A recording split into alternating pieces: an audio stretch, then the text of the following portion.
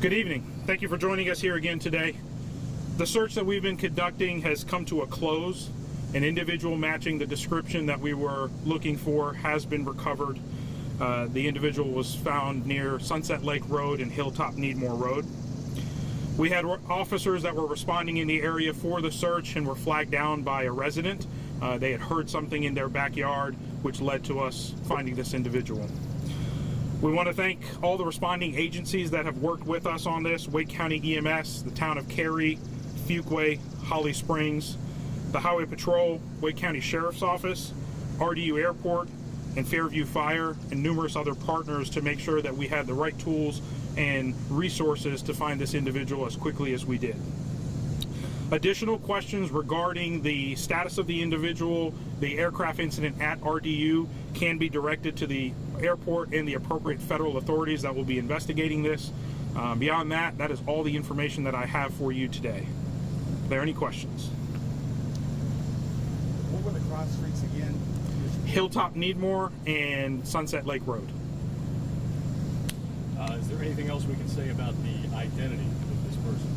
Unfortunately, I don't have the ability to share any identifying information about this individual. The appropriate law enforcement agencies will be able to release that information to the public. Even basics like what's the man, what's the woman? Yeah, it was a male, approximately 27 years old. That is the search criteria that we had. Again, matches the description as well as the search area that we were narrowing down on. We already had responders in the area that were looking for this individual when we found him. Just to clarify, was the body found on a private residential property, or was it near and a neighbor flagged out lot? A resident flagged it down. I don't know if it's directly in their property, but is behind a residential property where this individual was found. They have Cary fire departments and Fuquay fire departments worked to get that individual's body in a place where it can now be moved to the appropriate law enforcement agencies. Can you tell us about the status of the investigation? Is this really an FAA matter, or is this is there any criminal investigation here? So from our aspect, we were working on just the missing person search. The FAA, NTSB, the appropriate federal authorities will do their part to investigate this incident. I can't speak to which agency will be taking the lead on that one. RDU may be able to shed some additional light on that one, but now we are handing this over to the appropriate law enforcement agencies to follow up on. And I know earlier you said you believe that they did not have a parachute when they exited the plane. Was that information confirmed? There was no indication that that individual had a parachute when their body was recovered. And any information on how high the plane was when the individual exited? I'm going to leave those details to law enforcement authorities as they do their investigation and exactly when this individual exited that aircraft and those circumstances. I can't speak to any of those details at this point. When the search is over, is that still an active scene, or is that body since been removed from the property and winding down? At this time, the body has been secured. It is still an active scene. Fuquay Police Department and Fire Department are continuing their work there and should be wrapping up here soon. Any word on the relation between the two passengers? I do not have any of that information.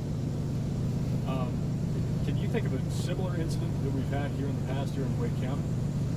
Not in Wake County. I believe this was a first for many of us that were working this incident today, but again, we relied on our search and rescue practices as well as our relationships in the public safety community to make sure we did this as quickly and as efficiently as possible to find this individual. And we had wished for a better outcome, but it is where we are today. And from beginning to end, about how long did the search take till the person was found? So we received our initial notifications about a missing person about 2:30, 2:45 this afternoon, and the individual was located and recovered approximately a half hour ago. How close is that location from where the initial information came in? I know when you spoke at 5:30, you said there were a lot of different sources you guys were relying on. Was that within that search area? Was it outside the search area? It's actually very close to some of the points of interest that we had. Again, we had worked with RDU, we had worked with some of our partners to get the aircraft data and try to plot based on timings of calls and things. The points that we had actually worked out to be very close to where the individual was found, which is why we already had responders in the area. We were slowly narrowing it down and focusing in on that area when that individual was found. Based on anything that RDU told you, was that point part of the scheduled flight path, or was that an area where they might have diverted off course?